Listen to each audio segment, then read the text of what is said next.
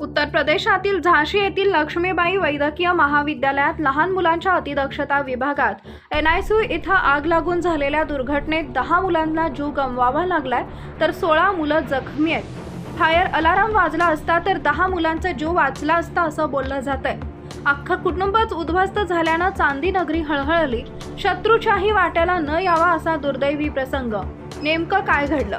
प्रत्यक्षदर्शींनी दिलेल्या माहितीनुसार रुग्णालयातील फायर अलार्म वेळेत न वाजल्यानं आगीचा भडका उडाला।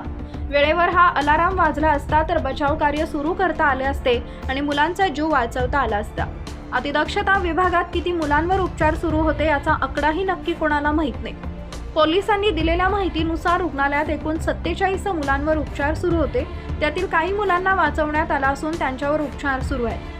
रुग्णालयाचे डीन अविनाश कुमार, पोलीस अधीक्षक सुधा सिंह यांनी घटनास्थळाची पाहणी केली आहे। शॉर्ट सर्किटमुळे आग लागल्याची शक्यता वर्तवण्यात येते। लहान मुलांच्या वॉर्डमध्ये आग लागल्याचं पाहून त्यांचे आई वडील धक्क्यात आहेत। यापैकी एका मुलीची बहीण सरिता ही औषधं आणण्यासाठी गेली असताना परत आली तर पूर्ण वॉर्ड जळून खाक झाला होता।